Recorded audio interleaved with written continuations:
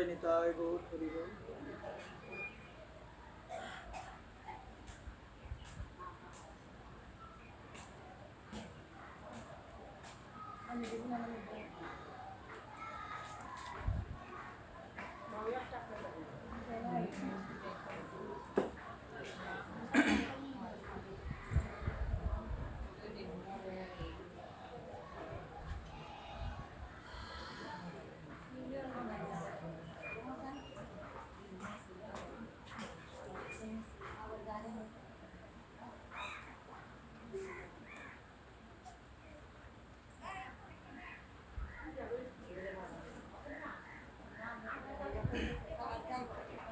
জয় নিতাই গৌর হরি বল। জয় শ্রী রাধে।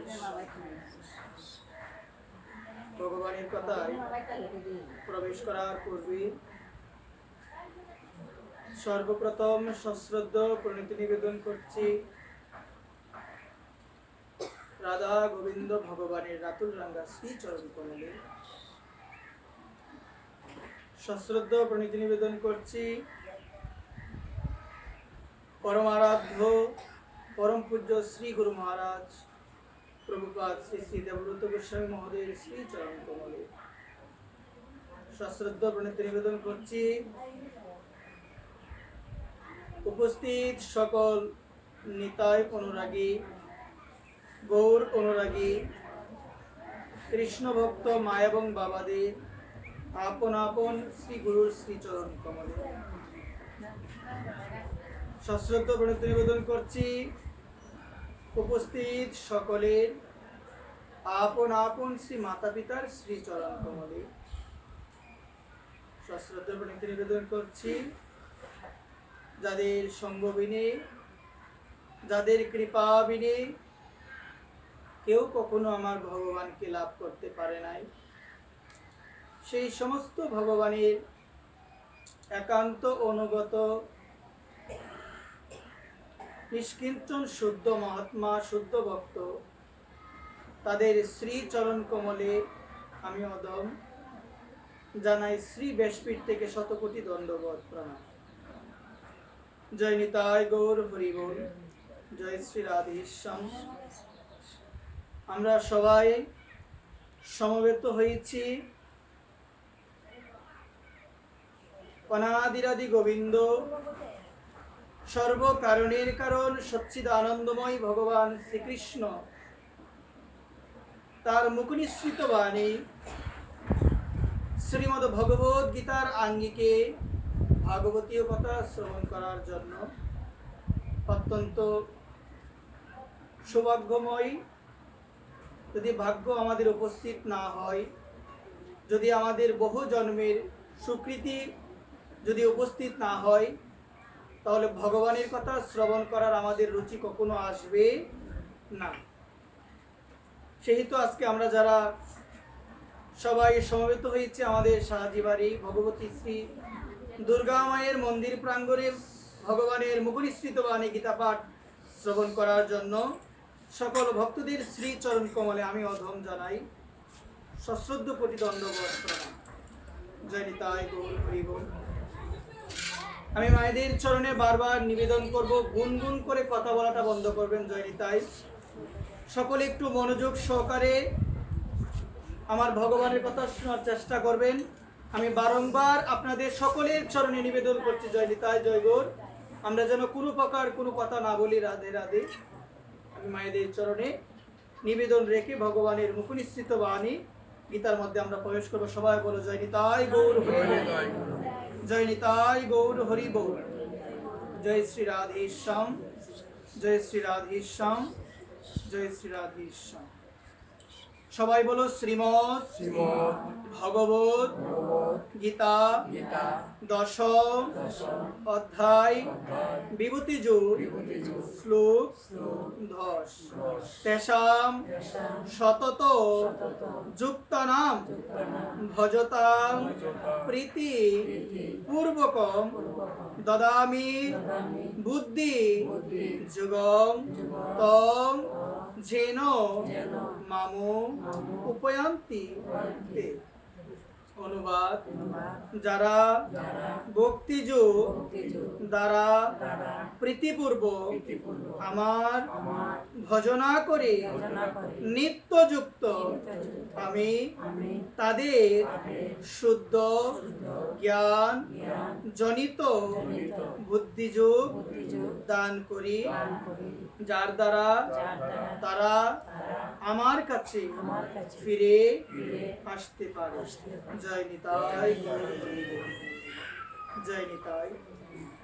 আমার ভগবান অনাদিরাদি গোবিন্দ, সর্বকারণের কারণ, সচ্চিদানন্দময় ভগবান শ্রীকৃষ্ণ, উনি ভগবদ গীতার 10ম অধ্যায়ে বিভূতি যোগে 10নং শ্লোকে আমার ভগবান বলছেন, তেষাম সতত যুক্তানাম বজতাং প্রীতিপূর্বকম দদামি বুদ্ধি যুগং তং যেন মামু উপয়ান্তিতি।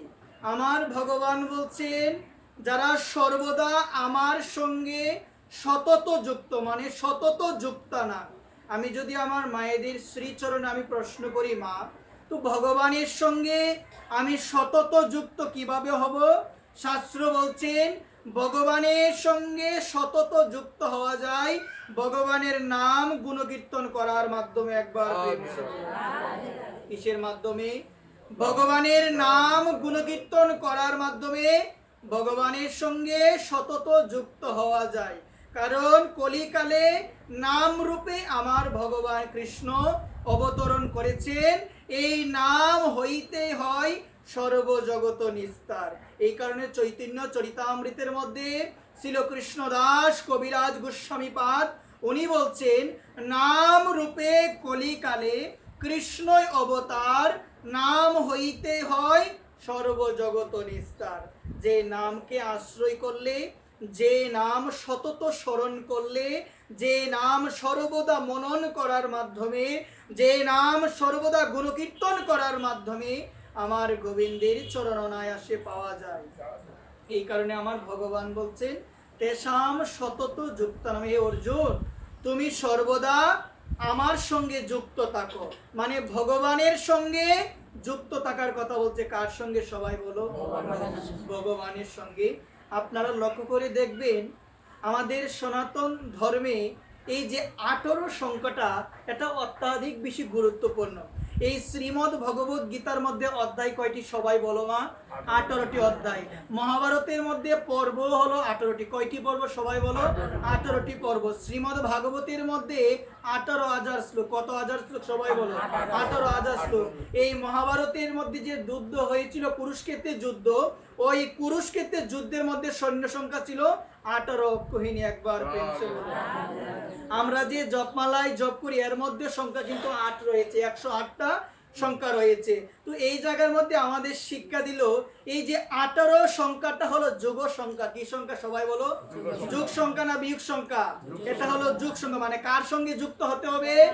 আপনি সংসারে আছেন, আমাদের জীবনের মূল উদ্দেশ্য হলো একজনের সঙ্গে যেন আমরা যুক্ত হতে পারি। কার সঙ্গে যুক্ত হতে হবে? আমার ভগবানের সঙ্গে যুক্ত হতে হবে। এই কারণে শ্রীমদ্ ভগবদ গীতার মধ্যে অধ্যায় হলো 18টি। এই কুরুক্ষেত্রের যুদ্ধের মধ্যে সৈন্য সংখ্যা ছিল 18 অক্ষৌহিনী। মহাভারতের মধ্যে পর্ব ছিল 18টা পর্ব। আমরা যে জপমালায় জপ করি, তার মধ্যেও রয়েছে 108টা সংখ্যা। একবার কয়টা সংখ্যা রয়েছে মা? 108। এই কারণে সকলের চরণে আমার এই নিবেদন, আপনি যদি সর্বদা ভগবানের কথা শুনেন, আপনি যদি সর্বদা ভগবানের নাম আপনার এই জিহ্বার মধ্যে আপনি রাখেন, তাহলে বুঝতে হবে কার সঙ্গে আমার বাস হচ্ছে? আমার ভগবানের সঙ্গে আমার বাস হচ্ছে। এই যে একাদশী তিথি, যেটাকে শাস্ত্র বলছেন হরিবাসর তিথি। কি বলছে? সবাই বলো।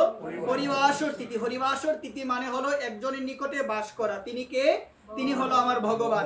মানে ভগবানের নিকটে বাস করা। হরি শব্দের অর্থ হলো হরণ করা, বাসর শব্দের অর্থ মিলন। যিনি আমাদেরকে এই দুঃখময় সংসার থেকে হরণ করে তার চরণে ঠাঁই দেয়, তিনি হলো হরিবাসর। একবার এই একাদশী তিথির একটা নাম। এই কারণে মায়েদের চরণে নিবেদন, আমরা যে যেখানেই থাকি না কেন, আমাদের করণীয় হলো সর্বদা যেন আমাদের দুইটা কর্ণে আমাদের প্রাণ গোবিন্দের কথা আমরা শুনতে পারি। কার কথা শুনতে পারি? দুইটা কর্ণে যেন সর্বদা মা প্রাণ গোবিন্দের কথা শুনতে পারি। আমরা সর্বদা যেন আমাদের বদনে ভগবানের নাম থাকে। কার নাম থাকে? সবাই বলো, ভগবানের নাম থাকে। মা, এই জগতের মধ্যে এসে আমরা দেখতে পাই সাধুগুরু বৈষ্ণব তারা আমাদের বার্তা দিচ্ছে। শ্রীমদ্ ভগবত গীতার মধ্যে এত সুন্দর মা অমূল্য নির্দেশ। ভগবান আমাদের মানব জীবনটা কিভাবে সুন্দর হবে মা, আমাদের মানব জীবনটাকে কিভাবে পরিচালিত করতে হবে, সমস্ত বিধিবিধান আমার ভগবান প্রাণ গোবিন্দ তিনি গীতার মধ্যে দিয়ে দিয়েছেন। একবার প্রেম আমার ভগবান দিয়ে দিয়েছে। এখন কথা হলো মা, উপদেশ তো সবাইকে দেওয়া যায় না। দেওয়া যায় মা? দেওয়া যায় কি? এই জগতে দেখবেন অনেক মানুষ রয়েছে, ভগবানের কথা অনেক শুনে না। সবার কি পরিবর্তন হয় গো মা? সবার পরিবর্তন হয়? সবাই তো ভগবানের কথা এই জায়গার মধ্যে ধারণ করতে পারে না। তো এই জায়গায় বলছে কি, উপদেশ কিন্তু সবাইকে দেওয়া যায় না। উপদেশ সবাইকে দেওয়া যায় না। আমরা দেখতে পেয়েছিলাম আমার ভগবান অনাদিরাদি গোবিন্দ তিনি শ্রীমদ্ ভগবত গীতার জ্ঞান দিয়েছিল অর্জুনকে। কাকে দিয়েছিল?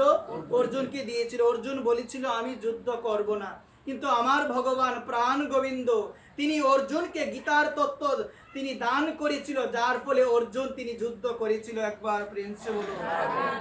যখন কুরুক্ষেত্রের যুদ্ধ শেষ হয়েছিল মা, শেষ হওয়ার পরে যুধিষ্ঠির আমার ভগবানের কাছে এসে বলল যে আমি কখনো এই রাজ সিংহাসনে বসবো না, কারণ আমাদের আত্মীয় স্বজনদের বধ করা হয়েছে, তাদের রক্তে মাখা সিংহাসনে আমি কখনো বসবো না। যুধিষ্ঠির মহারাজ বলছেন যে কুরুক্ষেত্রে যুদ্ধ হয়েছে, আমাদের সমস্ত আত্মীয় স্বজনের বধ হয়েছে, তাদের রক্তে মাখা ওই রাজ সিংহাসনে আমি বসবো না। এই কথা যখন আমার প্রাণ গোবিন্দকে যুধিষ্ঠির মহারাজ বলল, আমার প্রাণ গোবিন্দ কিন্তু যুধিষ্ঠির মহারাজকে কোনো উপদেশ দেই না। একবার প্রেম সে এই কথা বলার পরে আমার ভগবান যুধিষ্ঠির মহারাজকে বলো চলুন তাহলে যাই, পিতামহ ভীষ্মের কাছে যাই। কার কাছে যাই? পিতামহ ভীষ্মের কাছে যাই। তখন কি করলো? যুধিষ্ঠির মহারাজকে নিয়ে আমার প্রাণ গোবিন্দ গেল কার কাছে? সবাই বলো, পিতামহ ভীষ্মের কাছে গেল। পিতামহ ভীষ্মের কাছে গিয়ে তারা দুইজন পিতামহ ভীষ্মকে প্রণাম জানিয়েছে। একবার প্রেম সে প্রণাম জানানোর পরে আমার ভগবান প্রাণ গোবিন্দ পিতামহ ভীষ্মকে বলছে যে পিতামহ ভীষ্মকে বলছে যে যুধিষ্ঠির মহারাজ বলছেন যে তিনি কি করবে না, রাজ সিংহাসনে বসবে না, কারণ তার আত্মীয় স্বজনের রক্তে এই রাজ সিংহাসন মেকে গিয়েছে, যার কারণে যুধিষ্ঠির মহারাজ আমাকে বলছে তিনি কোথায় বসবে না? সবাই বলো, রাজ সিংহাসনে বসবে না। এই কারণে আমি নিয়ে এসেছি আপনার কাছে, আপনি যুধিষ্ঠির মহারাজকে কিছু উপদেশ করুন, যে উপদেশ প্রাপ্ত হয়ে যুধিষ্ঠির মহারাজের মন শান্ত হবে, তিনি পুনরায় রাজ সিংহাসনে বসবে। একবার এই কথা যখন আমার ভগবান আমার প্রাণ গোবিন্দ যখন এই কথা পিতামহ ভীষ্মকে বলল, তখন পিতামহ ভীষ্ম তার মুখের মধ্যে হাসি এসেছে। পিতামহ ভীষ্ম তিনি বলল, তিনি আমার প্রাণ গোবিন্দকে বলল তুমি হলে ভগবান, তুমি সব জানো, তুমি জানো না এমন কিছু নাই, কিন্তু আজকে তুমি নিয়ে এসেছো আমার কাছে, আমি কি বলবো, আমি কি বলবো? তখন আমার প্রাণ গোবিন্দ বলল দেখুন আমি অর্জুনকে ভগবত তত্ত্ব জ্ঞান দান করেছি, কারণ অর্জুনের শ্রদ্ধা ছিল আমার প্রতি। অর্জুন বলেছে কার্পণ্য দুঃসহবত স্বভাব পৃচ্ছামি তম ধর্ম সংগ্রহচেতা যষ্টেয় সন্নিশ্চিতং শিষ্যস্তেয়ং সাদি মাম তাম প্রপন্নম। অর্জুন বলছে কার্পণ্য জনিত দুর্বলতার প্রভাবে কি করা উচিত কি করা উচিত না সেটা আমি জানি না, আমি তোমার শিষ্য, শিষ্যস্তেহং, আমি তোমার শিষ্য, সর্বতভাবে আমি তোমার শরণাগত, হে গোবিন্দ তুমি আমাকে উপদেশ দান করো। একবার প্রেম আমার প্রাণ গোবিন্দ বলল যে অর্জুন আমার চরণে শরণাগত হয়েছিল, সে বলেছিল আমি তোমার শিষ্য, আমি তোমার চরণে সর্বতভাবে শরণাগত, তুমি আমাকে জ্ঞান দান করো। তখন আমার ভগবান পিতামহ ভীষ্মকে বলল এই কারণে আমি অর্জুনকে ভগবত তত্ত্ব জ্ঞান দান করেছি, আমি যুধিষ্ঠির মহারাজকে দেই না। কেন?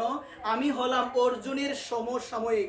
যুধিষ্ঠির মহারাজ আমাকে স্নেহ করেন, আমাকে ভালোবাসেন, আমাকে ছোট ভাই রূপে ভালোবাসেন, কিন্তু যুধিষ্ঠির মহারাজের অন্তরে আমার প্রতি শ্রদ্ধা নাই, যার কারণে আমি যুধিষ্ঠির মহারাজকে ভগবত তত্ত্ব জ্ঞান দান করি নাই। আমি নিয়ে এসেছি আপনার কাছে একবার প্রেম সে। আমার ভগবান গীতায় বলছে, শ্রদ্ধাবান লভতে জ্ঞানম তৎপর সংযতেন্দ্রিয় জ্ঞানম লব্ধা পরাং শান্তিং চিরনাদি গচ্ছতি। মা, তোমার হৃদয়ে যদি শ্রদ্ধা না থাকে, এই জায়গার মধ্যে বসে যত সাধুই তোমাকে কথা শোনাক না কেন, ভগবানের কথা, আমার রাধারানীর কথা, সেই কথাগুলো তোমার অন্তরে কখনো প্রবেশ করবে না। কারণ জ্ঞান লাভ করতে গেলে অন্তরে শ্রদ্ধা থাকা দরকার। আমার ভগবান তিনি দেয় নাই জ্ঞান, তিনি জ্ঞান দেয় নাই। কেন দেয় নাই জ্ঞান? কারণ যুধিষ্ঠিরের শ্রদ্ধা ছিল না, স্নেহ ছিল, কিন্তু শ্রদ্ধা ছিল না। যার কারণে আমার ভগবান বলছেন, যাদের অন্তরে শ্রদ্ধা নাই তাদেরকে উপদেশ করা যাবে না। একবার এখন প্রশ্ন আসতে পারে, মা, এই শ্রদ্ধাটা তুমি কোথায় গেলে পাবে? এই শ্রদ্ধাটা কোথায় গেলে অন্তরে আসবে? শাস্ত্র বলছেন, যারা ভগবানের নিষ্কিঞ্চন শুদ্ধ ভক্ত, যারা ভগবানের একান্ত শুদ্ধ ভক্ত, ভগবানের চরণে যারা নিজের মনোপ্রাণ সমর্পণ করে দিয়েছে, ভগবান ছাড়া যারা অন্য কোনো কিছু বুঝে না, যারা সর্বদা দিবারাত্র দিবানিশি যারা সর্বদা আমার ভগবানকে ডাকে, অহর্নিশি আমার গৌরকে ডাকে, আমার নিতাইকে ডাকে, সেই সমস্ত ভক্তের সঙ্গ করলে আমার অন্তরে শ্রদ্ধা আসবে। অন্যথায় মা কখনো আসবে না। একবার প্রেম সে বলো, কখনো শ্রদ্ধা আসবে না। মা, তুমি যতই শুনো না কেন, আজকাল আমাদের সমাজে একটাই প্রশ্ন, আমাদের অনেকেই বলে, বাবা অনেক পাঠ হয়, মানুষের তো পরিবর্তন নাই। তো পরিবর্তন কেন নাই মা? মানুষ ভগবানের কথা শুনে শ্রদ্ধাযুক্ত হৃদয়ে শুনে না। মানুষ ভগবানের কথা শুনছে, অন্তরে শ্রদ্ধা নাই। যার কারণে যতটুক সময় ভাগবতীয় আসরে থাকবে, ততটুক সময় তাদের ইতাহিত জ্ঞান থাকে। যখন ওই ভাগবত আসর থেকে উঠে চলে যায়, তাদের মধ্যে কামনা বাসনা আবার জেগে উঠে। একবার প্রেম সে। এই কারণে সকলের চরণে নিবেদন, মা, অন্তরে যদি তোমার শ্রদ্ধা না থাকে, তুমি যতই আমার ভগবানকে ডাকো না কেন, তুমি যতই আমার ভগবানের নাম করো না কেন, ভগবত চরণ মা পাওয়া সম্ভব নয়। এই কারণে মনুষ্য জীবন পেয়েছি, আমাদের জীবনের উদ্দেশ্য হলো যেন ভগবানকে লাভ করতে পারি। কাকে লাভ করতে পারি? সবাই লাভ করতে পারি। মা, এই জায়গায় আমরা সবাই এসেছি, একটু মনোযোগ সহকারে শোনো। এই যে আপনি এসেছেন ভগবানের কথা শোনার জন্য, আপনি এখান থেকে চলে যাবেন। কোনো মানুষ যদি বলে, মা তুমি কি নিয়ে এসেছো? তুমি বলবে আমি প্রসাদ নিয়ে এসেছি। বলবে না আমি প্রসাদ নিয়ে এসেছি? যারা শুদ্ধ ভক্ত, যারা একান্ত অনুগত ভক্ত আমার রাধারানীর, আমার ভগবানের, তাদের যদি কি বলে, কি গো তুমি কি নিয়ে এসেছো, তারা বলবে আমি আমার রাধারানীকে নিয়ে এসেছি, আমি আমার রাধারানীকে আমার হৃদয় মাঝে বেঁধে নিয়ে এসেছি। আমি কখনো কোনো পরিস্থিতিতে আমার হৃদয় থেকে আমার রাধারানীকে আমি কখনো ত্যাগ করব না। একবার প্রেম সে বলো, কখনো ছাড়বো না। আমি আমার হৃদয় থেকে, আমি আমার বদন থেকে রাধারানীর নাম, আমি আমার হৃদয় থেকে রাধারানীকে কখনো দূরে সরাবো না।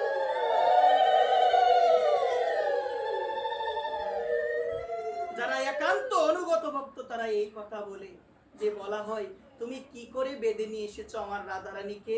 যে আমি কথারূপ প্রেম দ্বারা, আমি ভক্তিরূপ দ্বারা, আমি ভক্তির মাধ্যমে আমার করুণাময়ী প্রাণেশ্বরী রাধারানীকে আমি বেঁধে নিয়ে এসেছি।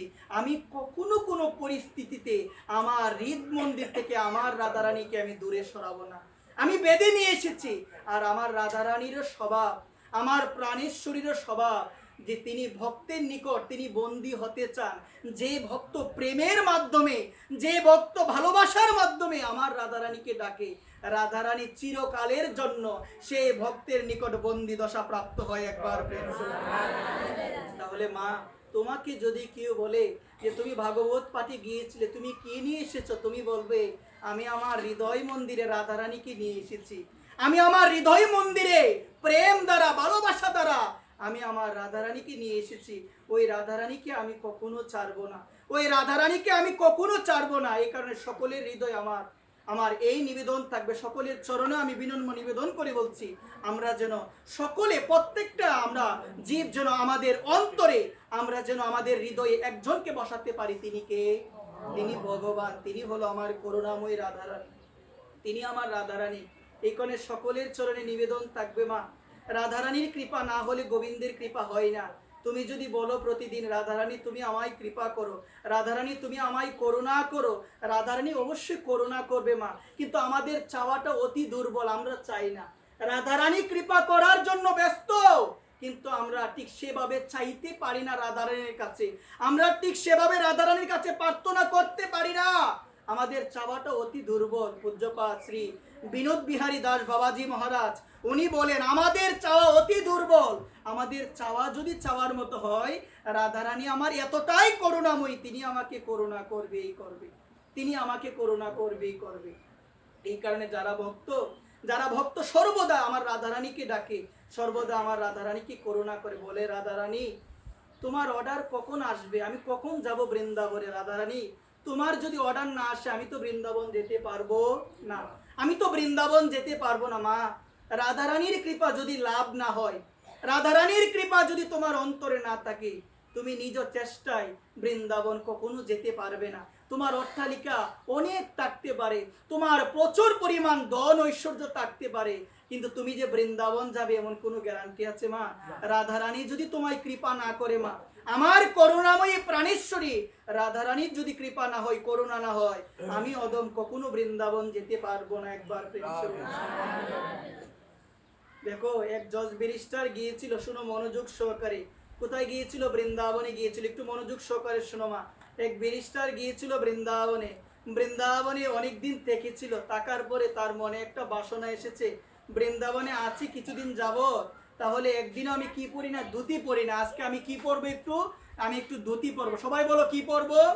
আমি একটু ধুতি পরবো। যখন ওই ব্যারিস্টারের মনে একটা ইচ্ছা আসলো যে বৃন্দাবনে আছি কয়েকদিন যাবত, এখনো আমার ধুতি পরা হয় নাই, আমি প্যান্ট শার্ট পরে ওই বৃন্দাবনের মধ্যে বিরাজ করছি, আজকে আমি কি পরবো? আমি ধুতি পরবো। একবার প্রেম সে বলো। সেই ব্যারিস্টার বাবা আমার, তিনি ধুতি পরিধান করার পরে তিনি গিয়েছেন গোবর্ধনে পরিক্রমা দেওয়ার জন্য। গোবর্ধনে যখন পরিক্রমা দিচ্ছেন, পরিক্রমা দিতে দিতে ভূমির মধ্যে গড়াগড়ি দিয়ে ক্রন্দন করছে, করুণাময়ী রাধারানী, করুণাময়ী রাধারানী কখন আসবে তোমার অর্ডার? আমি সারাটা জীবন অর্ডার করে গেলাম, কিন্তু রাধারানী তোমার অর্ডার কখন আসবে আমার প্রতি? রাধারানী তোমার অর্ডার কখন আসবে? তোমার অর্ডার যদি না আসে, আমি অদন্ত বৃন্দাবনে কখনো থাকতে পারবো না। একবার প্রেম সে দেখো, বৃন্দাবনের ধুলি মাখতে হয়, কিভাবে মাখতে হয় গো মা, কিভাবে মাখতে হয় বৃন্দাবনের ধুলি? বৃন্দাবনের ধুলি অঙ্গ মাখলে অহংকার দূরে যায়, অহংকার দূরে যায় যে আমার মতো পাপী আর কেউ নাই, আমার মতো অধম আর কেউ নাই। এই ভাব কি সকলের আসে মা? অনেক সময় দেখবেন আমরা মুখে বলি যে আমার মতো অধম আর কেউ নাই, অথচ হৃদয় থেকে মানি না, হৃদয়ে আমার বিভিন্ন পরিমাণ অহংকার থাকে, গর্ব থাকে। তো এই জায়গায় বলছে ধুলি মাখতে হয় মা, ধুলি মেখে যাও, ধুলি মাখতে মাখতে যদি তোমার সৌভাগ্য থাকে, যদি কখনো কোনো শুদ্ধ ভক্তের চরণ ধুলি তোমার পরশে লাগে, তাহলে তুমি অনায়াসে গোবিন্দের চরণ পেয়ে যাবে। এই কারণে বলছে ধুলি মেখে যাও, ধুলি মেখে যাও, ধুলি মাখতে মাখতে তোমার হৃদয়ের অহংকার গুলো সব দূরে চলে যাবে, সব তোমার হৃদয়ের অহংকার দূরে চলে যাবে। এই কারণে এই জায়গার মধ্যে বলছি কি, যে বলতে হয় ভগবান আমার মতো পাপী তো আর কেউ নাই, আমার মতো অধম আর কেউ নাই, আমি হলাম সব থেকে বড় পাপী, এই জগতের সব থেকে বড় পাপী হলাম আমি। এটা হলো দীনতা। আমরা দেখতে পেয়েছিলাম এই যে চৈতন্য চরিতামৃত গ্রন্থ রচনা করেছে, যার নাম হলো শ্রী কৃষ্ণদাস কবিরাজ গোস্বামীপাদ, উনি বলছেন যে আমার মতো নিকৃষ্ট এই জগতে আর কেউ নাই, যে ব্যক্তি আমাকে আমার নাম স্মরণ করে তার পাপ হয়। দেখো কতটুক দীনতা, কতটুক দীনতা থাকলে কৃষ্ণদাস কবিরাজ গোস্বামীপাদ, যিনি চৈতন্য চরিতামৃত গ্রন্থ রচনা করেছেন, উনি বলছেন আমার মতো নিকৃষ্ট এই জগতে আর কেউ নাই, আর কেউ নাই। এই কারণে মনোযোগ সহকারে শুনো, যতদিন পর্যন্ত তোমার অন্তরের মধ্যে অহংকার গুলো দূরে না যাবে, ততদিন পর্যন্ত তুমি কৃষ্ণ প্রেম লাভ করতে পারবে না। একবার পারবে না, কখনো পারবে না, কখনো পারবে না। এই কারণে সর্বদা করণীয় হলো ভগবানের নাম করো, ভক্ত সঙ্গ করো, এবং ভক্তদের চরণ ধুলি শিরে ধারণ করো, নিজের অঙ্গে ধারণ করো, তাহলে দেখবে আস্তে আস্তে ভক্ত কৃপাতে আমার ভগবানের নামে তোমার হৃদয়ের সমস্ত ময়লা দূরে চলে যাবে, হৃদয়ে আর ময়লা থাকবে না, আর ময়লা থাকবে না। এই সম্বন্ধে খুব সুন্দর একটা দৃষ্টান্ত রয়েছে। একজন ব্যক্তি, তার ধন ঐশ্বর্য অনেক ছিল, মা একটু মনোযোগ সহকারে শোনো, একজন ব্যক্তি ছিল যার ধন ঐশ্বর্যের কোনো কমতি ছিল না। এক সময় মনের মধ্যে আকাঙ্ক্ষা এসেছে, বৃন্দাবন যাব, বৃন্দাবন গিয়ে বৃন্দাবনের এক সাধুর কাছ থেকে আমি দীক্ষা নিয়ে আসবো একবার। প্রেম সে বৃন্দাবন রওনা দিয়েছে। মা শুনো মনোযোগ সহকারে, বৃন্দাবন রওনা দিয়েছে। বৃন্দাবনে যাওয়ার পরে সাধুর সঙ্গে সাক্ষাৎ হয়েছে। সাধুর সঙ্গে সাক্ষাৎ হওয়ার পরে সাধুকে প্রণাম জানিয়েছে।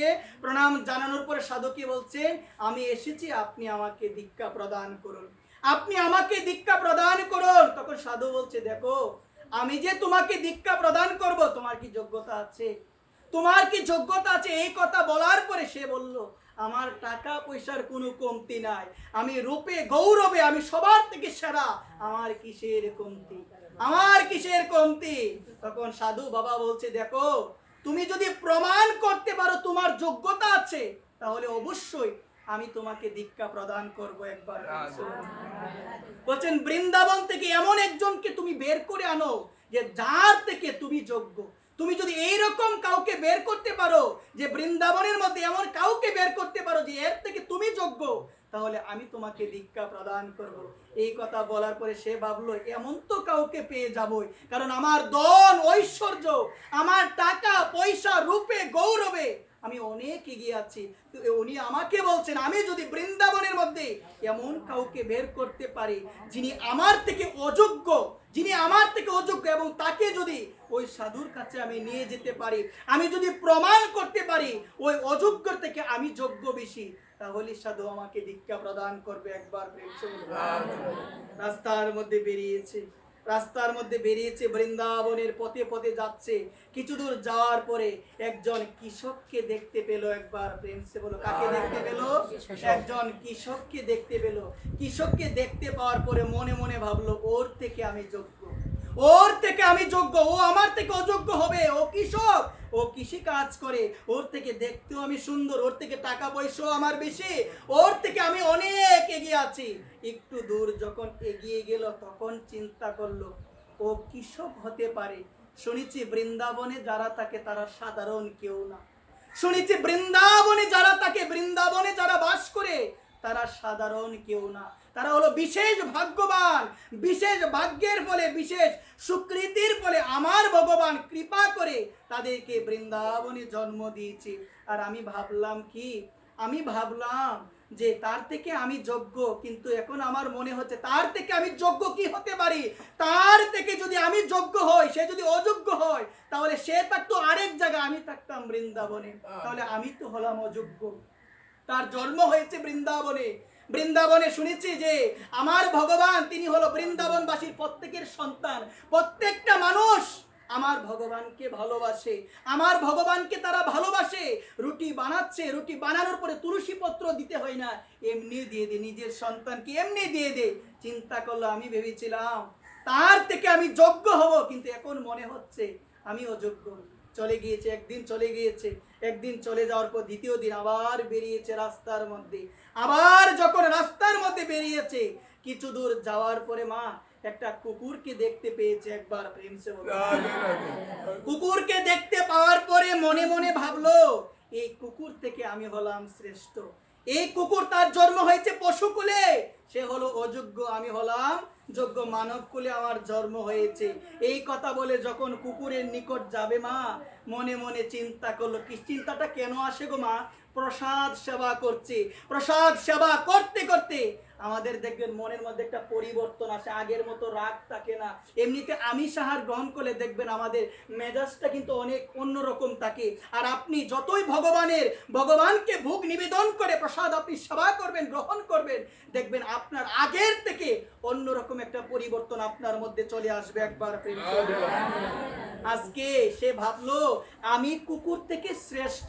কুকুরের কাছে গেল, যাওয়ার পরে ভাবলো আমি যদি শ্রেষ্ঠই হতাম, আমি যদি শ্রেষ্ঠই হতাম, তাহলে জন্ম তো আমার বৃন্দাবনে হতো। কুকুর কুলে জন্ম নিয়েছে, পশু কুলে জন্ম নিয়েছে, কিন্তু জন্মটা তো কোনো সাধারণ জায়গায় হয় নাই গো, হয়েছে কোথায়? বৃন্দাবনে। শুনেছি সাধুর মুখে, বৃন্দাবনে যারা জন্মগ্রহণ করে তারা কেউ সাধারণ নয়। একবার প্রেম সে বলো। এই দিনটাও চলে গিয়েছে। কয়দিন গেল সবাই বলো? 2 দিন চলে গিয়েছে। 2 দিন যাওয়ার পরে তৃতীয় দিন আবার বেরিয়েছে। আবার বেরোনোর পরে কিছু দূর যাওয়ার পরে বৃক্ষ দেখতে পেয়েছে। বৃক্ষ দেখার পরে ভাবলো ওই বৃক্ষ তো চলাফেরা করতে পারে না, আমি মনে হয় এই বৃক্ষর থেকে শ্রেষ্ঠ। একবার প্রেম সে বলো। কিন্তু মনে রাখো, বৃন্দাবনের তরুলতা, সবাই বলে কৃষ্ণ কথা, আমি মানব হয়ে ঘুমে রইলাম অচেতন। আমি মানব হয়ে ঘুমিয়ে রইলাম অচেতন। এই বৃন্দাবনের যে তরুলতা, তারা সাধারণ কেউ নয়। আমরা দেখতে পেয়েছিলাম ভগবানের পরম ভক্ত, যার নাম হলো উদ্ধব মহারাজ, যিনি প্রার্থনা করেছেন, প্রভু গো, আমার যদি আবার জন্ম হয়, আমি যেন বৃন্দাবনের তরুলতা হয়ে জন্মগ্রহণ করতে পারি। একবার তৎমুহূর্তে আবার ভাবলো, আমি যে বৃক্ষটাকে দেখার পরে ভাবলাম এই বৃক্ষ হলো অযোগ্য, আমি হলাম যোগ্য। কিন্তু শুনেছি সাধুর মুখে যে স্বয়ং ব্রহ্মাদেব তিনি প্রার্থনা করেন তিনি যেন বৃন্দাবনের মধ্যে বৃক্ষরূপে জন্মগ্রহণ করতে পারে। একবার চিন্তা করলো, আমি বৃক্ষর থেকে অধম। চলে গেল মা। তৃতীয় দিন চলে গিয়েছে। চতুর্থ দিন যখন গিয়েছে শৌচকৃত্য করতে, মা মনে রাখো, একটু মনোযোগ সহকারে শুনো। যখন শৌচকৃত্য করতে গিয়েছে, আমরা সবাই জানি এই জায়গার মধ্যে কি থাকে গো মা, একটু মনোযোগ সহকারে শুনো। বিষ্টার মধ্যে বিভিন্ন দেখবে কীট থাকে না মা?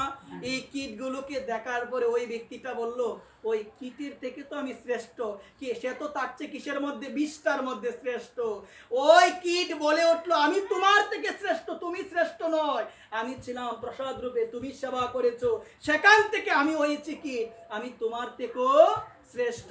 সে মনে মনে চিন্তা করলো, আমি এমন কাউকে পাবো না, আমি এমন কাউকে বৃন্দাবনের মধ্যে পাবো না যে আমি প্রমাণ করতে পারবো তার থেকে আমি শ্রেষ্ঠ, তার থেকে আমি যোগ্য। আমি হলাম অযোগ্য। চিন্তা করে চলে গেল। চিন্তা করে যখন চলে গেল, পরদিন গুরুদেবের কাছে গিয়েছে, ওই সাধুর কাছে গিয়েছে। শুনো মনোযোগ সহকারে। সাধুর কাছে যাওয়ার পরে আজকে আর কোনো কথা বলে না। সাধুর চরণ জড়িয়ে ধরে বলছেন, আপনি আমাকে বলেছিলেন আমি যদি এমন কাউকে দেখাতে পারি যে যিনি হলো আমার থেকে অযোগ্য, তার থেকে আমি যোগ্য, তাহলে দীক্ষা দিবেন।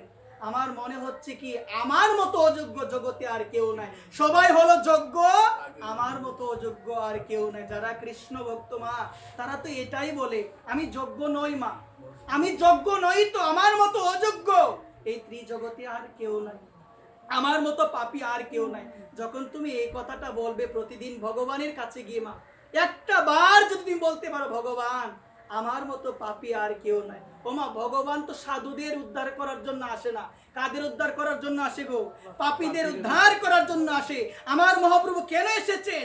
অধঃপতিত জীব, পাপী জীব, যারা সংসারে মত্ত হয়ে আছে, আমার মহাপ্রভু সেই সমস্ত জীবদের উদ্ধার করার জন্য তিনি এসেছে। এখন আমি যদি বলি আমি ভক্ত, আমি যদি বলি আমার যদি ভক্তর অভিমান থাকে, আমার যদি বিভিন্ন প্রকার অভিমান থাকে, তাহলে আমি কি সেই চরণ পাবো মা? কখনো পাবো না।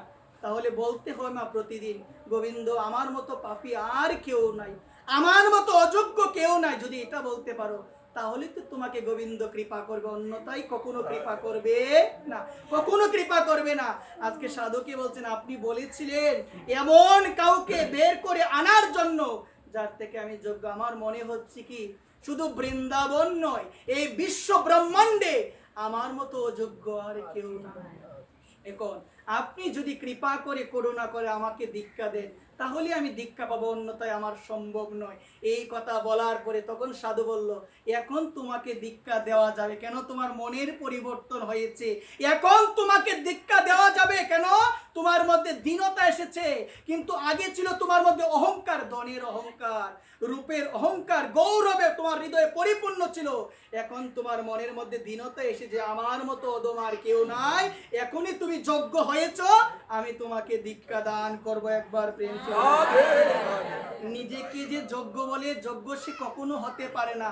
যে বলে আমার মতো অযোগ্য জগতে আর কেউ নাই, সেই তো হলো আসল যোগ্য, সেই তো হলো কৃষ্ণ ভজনের আসল যোগ্য। এখানে সকলের চরণে আমার নিবেদন, সকলের চরণে আমার এই নিবেদন, একটু মনোযোগ সহকারে কথাটাকে বোঝার চেষ্টা করো। সর্বদা ভাববে আমার মতো পাপী আর কেউ নাই, আমার মতো অদম এই ত্রিজগতে আর কেউ নাই। মা আমরা বলি এই ধরনের কথা, আমরা বলি। কিছুদিন পূর্বে আমি একটা কথা শুনেছিলাম, একজন ব্যক্তি নাকি বলে যে অধম কথাটা কেন বলে, এটা তো আমার ভালো লাগে না। আমি শোনার পর ভাবলাম, দেখো এত করে বলা হয়, সে বলছে কি অধম আবার কেন, আমি আবার কিসের অধম? তোমার একটু মনোযোগ সহকারে বিচার করো, আমাদের হৃদয়ে কত অহংকার মা।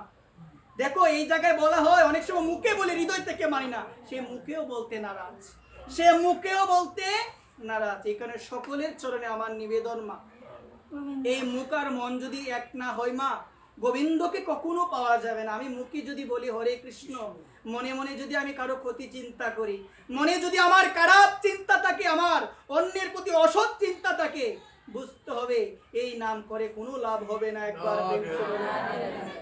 এই কারণে রাম দয়াল মজুমদার উনি বলেছেন, তোমার মুখ আর মন যতদিন পর্যন্ত এক না হবে, ততদিন পর্যন্ত তুমি গোবিন্দের দেখা পাবে না। একবার প্রেম সে রাধে রাধে। মায়েদের চরণে আরেকটা নিবেদন আমি করে যাব মা, আমি সকলের চরণে নিবেদন করে যাব, আপনারা সবাই সংগ্রহ করে নেওয়ার চেষ্টা করবেন।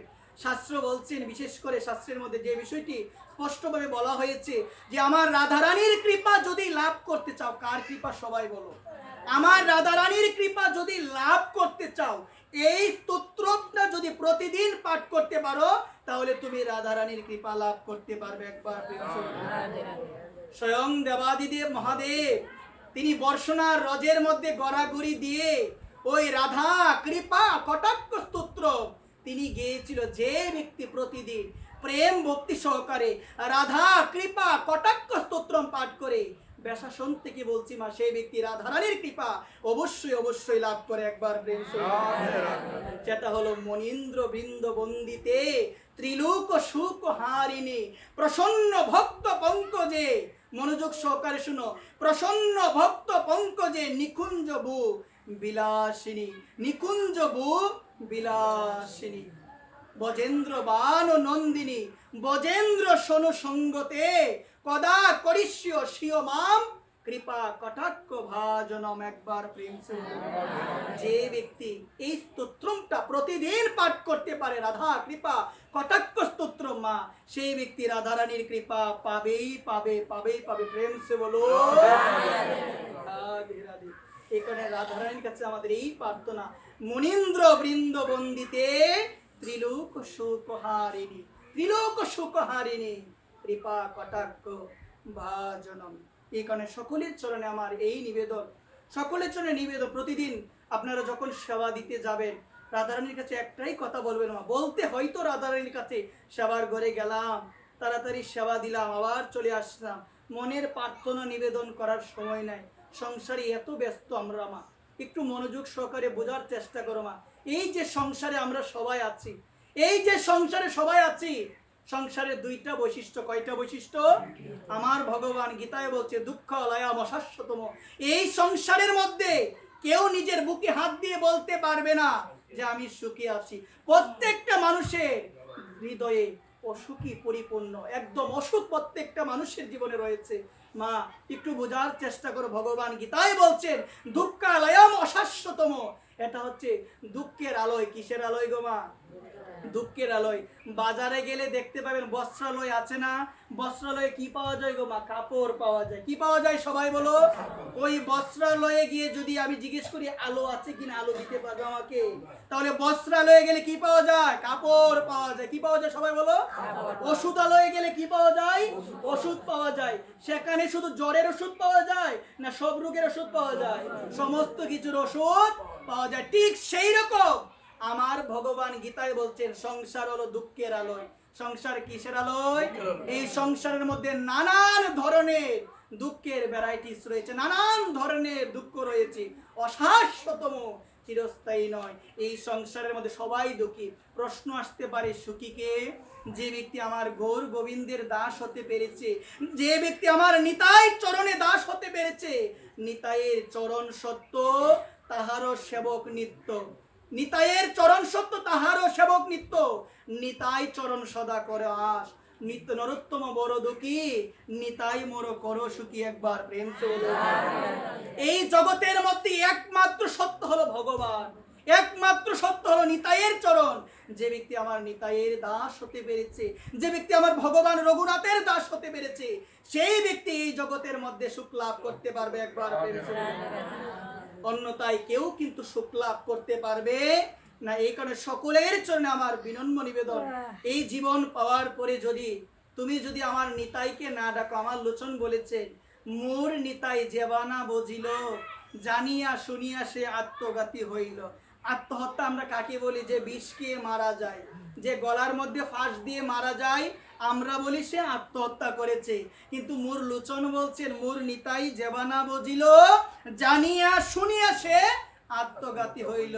জনম পেয়েছি মানব দেহ, বজনের দেহ পেয়েছি, যে দেহ পাওয়ার জন্য দেবতারা আকাঙ্ক্ষা করি, সেই দেহ পেয়ে যদি আমি নিতাইকে না ডাকি, আমি যদি নিতাইকে না বুঝি, লোচন বলছেন আমি জানিয়া শুনিয়া আমি আত্মহত্যা করেছি। একবার প্রেম সে আমি জানিয়া শুনিয়া আত্মহত্যা করেছি।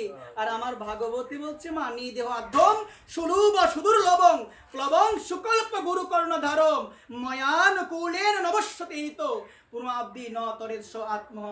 সেই ব্যক্তি হলো আত্মহত্যাকারী, যে ব্যক্তি এই নৃদেহ লাভ করে গৌর গোবিন্দের চরণে শরণাগত না হয়। নিতাই গৌর হরি বল। যে ব্যক্তি গৌর গোবিন্দের চরণে নিজেকে আত্মসমর্পণ না করে, এই কারণে মা মানব দেহ পেয়েছি, ভজনের দেহ পেয়েছি, যে যদি ভজন না করি মা, শুনো মনোযোগ সহকারে, দেহটা তোমার হেলাই চলে যাবে, দেহটা তোমার একদম হেলাই চলে যাবে। এই কারণে সকলের চরণে আমার নিবেদন থাকবে, দেহ পেয়েছি মা, দেহটা পেয়েছি, দেহটাকে যেন সার্থক করতে পারি। আর যদি সার্থক করতে চাও, কার নাম করতে হবে? সবাই বলো, ভগবানের নাম করতে হবে। মা কি ভগবানের নাম করব মা? সংসারে এসে সবাই সংসারে মগ্ন হয়ে আছি, সবাই কষ্টে আছি। ও মা, কষ্টে থাকার পরও সংসারে আমরা সুখ খুঁজি না মা? সবাই বলেন খুঁজি কিনা? সংসারে সবাই কষ্ট আছি, তারপরে এই সংসারে আমরা সুখ খুঁজি, সবাই সুখ খুঁজি। আমরা ভাবি সংসারে সুখ আছে মা। মা মনোযোগ সহকারে শোনো, সংসারে সুখ নাই মা, সংসারে সুখ নাই। আমাদের বুঝতে হবে কথাটা মা, সংসারে সুখ নাই। আমাদের জন্য অমৃতের পথ রয়েছে, আমরা সেই পথে না গিয়ে আমরা সংসারের মধ্যে আছি। আপনারা শুকর চিনেন? শুকর দেখবেন কোথায় থাকে? ড্রেনের মধ্যে থাকে। তার সামনে যদি 5 মণ রসমলাই এনে দিয়ে তাকে প্রণাম করে বলি, ও শুকর তুমি এসে রসমলাই সেবা করো, করবে কি? সে বলবে আমি যেখানে আছি সেখানেই ভালো, আমি ড্রেনে থাকি মলমূত্রে থাকি সেখানেই ভালো, আমার সেবা করার দরকার নাই। ঠিক সেই রকম সাধুগুরু বৈষ্ণব আমাদের মতো সংসারী জীবকে বলে অমৃতের পথ, রসমলাইয়ের পথ, সেই পথ হলো কৃষ্ণ পথ, গৌর গোবিন্দের পথ। আসো না একবার, আমি বলি যেটার মধ্যে আছি ওই মলমূত্র রূপ সংসারে আমি তাকি, একবার ওইটার মধ্যে আমি তাকি, আমার মন আর আসে না, আমার মন মোছে না যে আমি একবার বলবো হানিতাই গৌর হরি বল, আমি একবার বলবো হা গৌর হরি। এত কষ্ট, এত লাতি সংসারে খায়, এত অপমান খায়, তারপরও এত অপমান পাওয়ার পরও এই সংসারই থাকবো, যাবো না গৌর গোবিন্দের চরণে। এত আসক্তি, এত আসক্তি আমাদের জীবনে। শুনো, এই সম্বন্ধে খুব সুন্দর একটা দৃষ্টান্ত রয়েছে। ব্রহ্মাদেব সৃষ্টি রচনা করেছেন, সৃষ্টি রচনা করার পরে সবাইকে আয়ু দিয়ে দিয়েছেন, মানুষকে আয়ু দিয়েছেন 40 বছর। কত বছর সবাই বলো? মানুষকে আয়ু দিয়েছেন 40 বছর, কুকুরকে আয়ু দিয়েছে 40 বছর, গাধাকে আয়ু দিয়েছে 40 বছর, তারপরে শকুনকে আয়ু দিয়েছে 40 বছর। তাদের কারো মনে সন্তুষ্টি নাই, কারো মনে সন্তুষ্টি নাই। মানুষ চিন্তা করলো এত সুন্দর দেহ নিয়ে এসেছি, মাত্র 40 বছর বাঁচবো, আর তারা চিন্তা করলো এমন দেহ পেয়েছি এত বছর আমার বাঁচতে হবে না। একবার প্রেম সে বলো, এত বছর আমি বাঁচবো না। তারা সবাই মিলে পরিকল্পনা করলো যাব ব্রহ্মাদেবের কাছে, তার কাছে গিয়ে বলবো যদি কৃপা করে আমাদের আয়ুটুকু কমিয়ে দেওয়া যায়। আর মানুষ মনে মনে ভাবছে আমি গিয়ে বলবো আমার আয়ুটুকু যেন বাড়িয়ে দেওয়া হয়। একবার রওনা দিয়েছে, ব্রহ্মাদেবের নিকটে গিয়ে পৌঁছেছে, ব্রহ্মাদেবকে প্রশ্ন করেছে যে আপনার দরবারে এসেছি, আপনার নিকটে এসেছি, আপনার চরণে একটা প্রশ্ন। বলছে কি প্রশ্ন? আপনি তো আমাদের সৃষ্টি করেছেন, নির্ধারিত আয়ু দিয়েছেন, তো আমরা কেউ সন্তুষ্ট নই, কেউ সন্তুষ্ট নয়। মানুষকে জিজ্ঞাসা করছেন ব্রহ্মাদেব, তুমি কেন সন্তুষ্ট নয়? মানুষ তখন ব্রহ্মাদেবের চরণে নিবেদন করে বলেছিল, আপনি আমাকে এত সুন্দর দেহ দিয়েছেন আর আয়ু দিয়েছেন মাত্র 40 বছর, আমার আয়ুটাকে কি বাড়ানো যায় না? বলছে দেখো নির্ধারিত করে দিয়েছে, বাড়াবো কিভাবে? তখন আবার প্রশ্ন করেছেন, ওই কুকুরকে প্রশ্ন করেছিল, কুকুর তুমি কেন এসেছো? বলছেন আপনি দেহ দিয়েছেন আমাকে কুকুর জনি দিয়েছেন, মানুষের বাড়িতে পাহারা দিব আমি, তাহলে এত বছর বেঁচে আমি কি করব? আমার আয়ুটাকে কমানো যায় না? একে একে শকুনও বলছে আমার আয়ুটাকে কমানো যায় না। তারা বলার পরে, গাদাও বলার পরে তাহলে বলছেন, দাও মানুষ, তুমি তো আমার কাছে প্রার্থনা করেছো তোমার আয়ুটাকে যেন বৃদ্ধি করা হয়। এই যে তাদের আয়ু থেকে 20 বছর করে, কুকুরের আয়ু থেকে 20 বছর, গাদার আয়ু থেকে 20 বছর, শকুনের আয়ু থেকে 20 বছর হলো 60 বছর, তোমাকে দিয়ে দিলাম। 40 আর 60 হয়ে গেল কত? আওয়াজ নাই, কত হয়ে গেল? আওয়াজ নেই, ম্যারামনি সব একবার প্রেম সে বলো 100 হয়ে গেল। তো শুনো মনোযোগ সহকারে, 40 বছরের জীবন হলো আমাদের মানুষের জীবন। ভালো করে আমরা বাঁচি, কোনো ধরনের কোনো টেনশন নাই, ভালো করে আমরা জীবনটা নির্বাহ করি। 40 থেকে 60 আমাদের শুরু হয়ে যায় গাদার জীবন। গাদা কি করে জানো? সর্বদা বার বহনই করে যায়, চিনি নিয়ে যায়, কত কিছু নিয়ে যায়, চিনির স্বাদ আর পাই না। ঠিক সেই রকম তখন শুরু হয়ে যায় গাদার জীবন, মানে গাদার মতো কাটতেই থাকি, স্বাদ উপভোগ করার আর সময় না। একবার প্রেম সে বলো। যখন 60 হয়ে যায়, 60 থেকে 20 হলো 80, এটা হলো কুকুরের জীবন। কুকুর দেখবেন সামান্য কিছু খাবারের বিনিময়ে মালিকের গড় পাহারা দেয় না? ঠিক সেই রকম তখনকার সময়ে ছেলে মেয়ে বলে যে বাবা তুমি ঘরে থাকো, চাবিটা দিয়ে বলে আমরা একটু বেরিয়ে আসি, তুমি গড়টা পাহারা দাও, আমার ছেলেটাকে দেখে রাখো। ছেলেটাকে নিয়ে ঘুরে বেড়ায় সর্বদা কুকুরের মতো। কি করে গো? কুকুর যেমন গড় পাহারা দেয়, ঠিক সেও সেই রকম নিজের সন্তান, নিজের ঘর বাড়ি পাহারা দিয়ে। একবার প্রেম রাধে। তারপরে জীবনটা হলো শকুনের আয়ু। কার আয়ু গো? শকুন যত উপরে উঠুক না কেন, দৃষ্টি তাকে নিচের দিকে। ঠিক সেই রকম দেখেন ওই সময় বুড়ো মানুষগুলো পাকনা বেশি কথা বলে, বিভিন্ন ধরনের জ্ঞান দিতে চায়, আর অন্য মানুষগুলো বলে মরে না কেন, অমুকের বাবের দেখতে অবস্থিত শকুনের মতো হয়ে গেছে গা, তবু এ মরে না। একবার টেন্সে হলো এরকম কথা বলে না মা? এমন অবস্থা হয়ে গেছে তখনও মরে না, শকুনের মতো হয়ে গিয়েছে, সে মরে না। জয় নিতাই গৌর হরি বল। শুনো মনোযোগ সহকারে।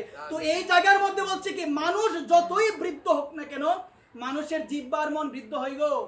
জিহ্বা যেমন তেমন থাকে, মন যেমন তেমন থাকে, বরং ইয়াং মানুষের থেকে বৃদ্ধ মানুষের মন আরো বেশি স্ট্রং হয়। একবার প্রেম সে আমার মহাপ্রভু বলছেন, কৃষ্ণ কৃপা কেউ পাবে না, কৃষ্ণ কৃপা কেউ পাবে না যদি দুইটা জিনিসকে দমন না করতে পারে।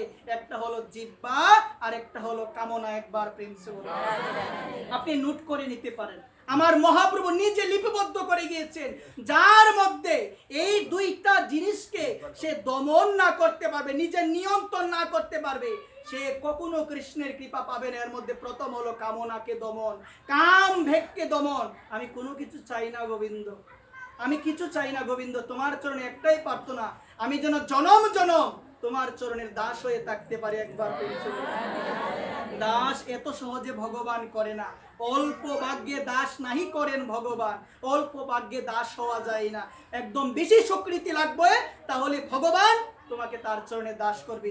যে দাস হলে আমাদের জীবনটা কি হয় গো মা? সার্থক হয়। তারপরে বলছে জিহ্বার লালসায় যে অতি ধায় কৃষ্ণদর পরায়ণ কৃষ্ণ সেনাই পায়। অনেক সময় আমি শুনি আমার মায়েরা বলে আত্মা আমার চাচ্ছে ওইটা খাওয়ার জন্য, বলে না গো মা? অনেক বলে কিনা? সবাই বলেন? কিছুদিন পূর্বে আমি শুনছি যে আত্মা চাইলে নাকি খেতে হয়, না হলে সমস্যা আছে। একজন মা আমার বলছে, তখন আমি শুনছি, আমি কোনো কিছু বলি না। শুনো তো, এই রকম কথা যারা বলে এটা কি শাস্ত্রসঙ্গত কথা মা? আত্মা কোনো কিছু চায়? আত্মার খাবার কি গো মা? আত্মার খাবার হলো কেবল কৃষ্ণ কথা এবং হরিনাম, আর যেটা চাই সেটা হলো আমার জিহ্বার লালসা। আমি ছোটবেলায় একটা কথা বেশি শুনতাম, যে বলতো যে আমার আত্মা চাচ্ছে যদি কি করা যায়, লাউ পাতা দিয়ে শুটকি ভর্তা করে খাওয়া যায়। একবার প্রেমসা বলে। তো এই জায়গার মধ্যে অনেক মায়ের এটাও বলে, বলার পর আবার লাগায় কিসের সঙ্গে? আমার আত্মা চাচ্ছে। ও তোমার আত্মা চাই না তো কি চাই? তোমার জিহ্বা চাচ্ছে। আমরা মহাপ্রসাদের মধ্যে দেখতে পাই, মহাপ্রসাদে গোবিন্দে নাম ব্রহ্মণি বৈষ্ণবে স্বল্প পুণ্যাং বতান রাজনে বিশ্বাস নয় বোঝাতে। মহাপ্রসাদ সবাই পাবে না, ভগবানের প্রসাদ সবাই পাবে না। সবাই বুঝবে যে এটা গ্রহণ করা দরকার, তারপরে সবাই এই পথে আসতে পারবে না। কেন পারবে না? স্বল্প পুণ্যাং ভতন, যে বলছে স্বল্প পুণ্যে মহাপ্রসাদ সেবা সবাই করতে পারে না। জয় নিতাই গৌর। সবাই পারে না। এই কারণে সকলের চরণে আমার এই নিবেদন থাকবে, আমার এই নিবেদন থাকবে, আমরা আমাদের এই মানব জীবনের অর্ধেক সময় আমরা কিন্তু নিদ্রায় পার করে দিই। নিদ্রায় পার করে দিই না? যতটুকু সময় মা আছে তোমার জীবনে ভগবানকে ডাকার চেষ্টা করো। যে কোনো কাজই করো না কেন, শ্রী গুরুদেবকে স্মরণ করো, শ্রী গুরুদেবের নাম করো, সর্বদা আমার ভগবানকে ডাকো। দেখবে তোমার জীবনটা কি হয়ে যাবে? তোমার জীবনটা সার্থক হয়ে যাবে, তোমার জীবনটা সার্থক হয়ে যাবে। আর একে অপরের প্রতি হিংসা ভাব ত্যাগ করে দাও। কি ত্যাগ করে দাও? সবাই বলো। আমাদের ভিতরে হিংসা আছে কিনা? অনেকে দেখবেন গুরু ভাইকে হিংসা করে না। আমার পূজ্যপাদ শ্রী বিনোদ বাবা একটা কথা বলেন, যদি ভগবানকে পেতে চাও হৃদয় থেকে হিংসাকে দূরে সরাতে হবে। কাকে দূরে সরাতে হবে? তোমার হৃদয়ে যদি ভগবানের সৃষ্ট কোন জীবের প্রতি যদি তোমার হিংসা থাকে, তুমি কোনোদিন ভগবানকে পাবে না। একবার কোনোদিন কাকে পাবে না? আমার ভগবানকে পাবে না। আমার পূজ্যপাদ বিনোদ বাবা বলেন যে আমরা দেখা যায় অনেক সময় আমরা এক গুরু ভাই আর এক গুরু ভাইয়ের মনে কষ্ট দেই না? দেই কিনা? সবাই বলেন। আওয়াজ নাই। দেই না? আমরা যদি দেই, বুঝতে হবে, মনোযোগ সহকারে শুনো। প্রত্যেকটা শিষ্য গুরুদেবের অন্তরে থাকে। কোথায় থাকে? সবাই বলা আওয়াজ করে। প্রত্যেকটা শিষ্য গুরুদেবের অন্তরে থাকে। তাহলে আমি যদি আমার গুরুদেবের কোন শিষ্যের মনে আঘাত দেই, প্রকৃতপক্ষে আঘাতটা কাকে দেওয়া হবে? আমার গুরুদেবের বুকের মধ্যে কিন্তু আঘাতটা পড়বে। ওই কারণে বলছেন যদি ভগবানকে পেতে চাও কখনো কাউকে হিংসা করা যাবে না, সবাইকে ভালোবাসতে হবে, কারণ সবার ভিতরে আছে আমার ভগবান। একবার প্রেম সে বলুন। সবার ভিতরে কে আছে? আমার ভগবান আছে। এখানে সকলের চরণে আমার এই নিবেদন থাকবে। আমরা যে কর্মে নিযুক্ত থাকি না কেন, আমাদের করণীয় হলো আমরা সর্বদা আমরা প্রাণ গোবিন্দকে স্মরণ করব, প্রাণ গোবিন্দের নাম গুণ কীর্তন করবো। জয় নিতাই গৌর হরি। এই কথাটা বলে ভাগবত পাঠ এখানে শেষ করব। আজকে থেকে শুরু হয়েছে অম্বুবাচী। কি শুরু হয়েছে? সবাই বলো। অম্বুবাচী। এটাকে অনেকে বলে আমাবচী না কি জানে বলে। এটার প্রকৃত নাম হলো অম্বুবাচী। এটার নাম কি? এই সময় কি করা যাবে না আমাদের একটু বুঝতে হবে। অনেক সময় দেখা যায় ওই সময় যারা বিধবা রয়েছে তাদেরকে আমরা অন্য চোখে দেখি না গো মা। আমাদের মধ্যে কুসংস্কারটা অনেক পরিমাণে বেশি। ধর্মের থেকে আমাদের হৃদয়ে কুসংস্কার বেশি। ওই সময় কোনো মাটি করা যাবে না। কি করা যাবে না? মা আজকে একাদশী না? অনেক জায়গার মধ্যে কিন্তু একাদশী আজকে বাদ করে নাই। কেন করে নাই জানো মা? সবাই বলো তো কেন করে নাই? একবার পেন্সি বলো। সেই তুলনায় চাতরপাড়া একটু গেছে। অনেক জায়গা বাংলাদেশের এমনও জায়গা আছে মা, যে জায়গার মধ্যে কুসংস্কারের প্রভাব বেশি বিদ্যমান। একবার পেন্সি বলো। অনেক বিদ্যমান। তো এই আমাদের মনে রাখতে হবে অম্বুবাচীর মধ্যে কি করা যাবে না? কোনো বৃক্ষরোপণ করা যাবে না। নতুন যদি কোনো চুলা নির্মাণ করা হয় সেটার মধ্যে রন্ধন করা যাবে না। কি করা যাবে না? সেটার মধ্যে রন্ধন করা যাবে না। তারপরে কি করে? নিজের নখগুলো কাটা যাবে না। আর একটা কথা বলে, বিধবার আগে নাকি কি করতে হয় আমি জানি, আপনারা বলেন। আমি বলবো না আর কিছু। এত বিভ্রান্তি আমাদের মধ্যে, শুনো, আমাদের মধ্যে এত বিভ্রান্তি, এটা নিয়ে আমি আর কিছু বলবো না, আপনারা বিচার করে নেবেন।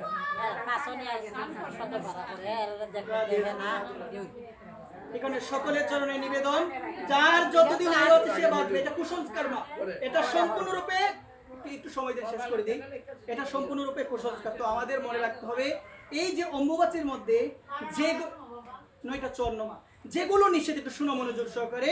তো এই জায়গার মধ্যে বলছেন মা কামাখ্যা দেবীর ভারতে যে মন্দির রয়েছে ওই মন্দিরের সেবা নিষেধ। আপনি কোনো দেবদেবীর পূজা এমনিতে যেটা নিত্য সেটা করতে পারবেন, কিন্তু এমনিতে সেই সময় ধরেন আপনি বিপদনাশিনী ব্রত করেন সেগুলো করতে পারবেন না, মঙ্গলচণ্ডী করেন সেগুলো করা যাবে না। এমনিতে নিত্য পূজা গ্রন্থ আদি পাঠ থেকে সমস্ত কিছু কিন্তু করা যাবে। একবার প্রেম সবাই একটা কথা মনে রাখবে, অম্বুবাচীতে ভগবত কর্মে কোনো নিষেধ নাই। কি নাই? ভগবত কর্মে কোনো নিষেধ নাই। অম্বুবাচী শুরু হয়েছে আজকে 3টা 35 থেকে শুরু হয়েছে, বুধবার রাত্রি 3টার পরে শেষ হবে। জয় নিতাই গৌর। সকলের চরণে আমার নিবেদন থাকে, কিছুদিন পরে আসবে রথযাত্রা। আর মায়েদের কাছে আরেকটা কথা বলি, রথযাত্রার আগের দিন, মা এটা দিয়ে দাও, রথযাত্রার আগের দিন হবে গুন্ডিচা মন্দির মার্জন। মা তোমার শ্রী আঙ্গিনায় যে ঠাকুর ঘর রয়েছে, ঠাকুর ঘরের সমস্ত কিছু তোমাকে ওই দিন পরিষ্কার করতে হবে। কি করতে হবে সবাই বলো? সবাই করবে, আওয়াজ দিয়ে বলো, সবাই করবে কিনা? সবাইকে করতে হবে ওই দিন।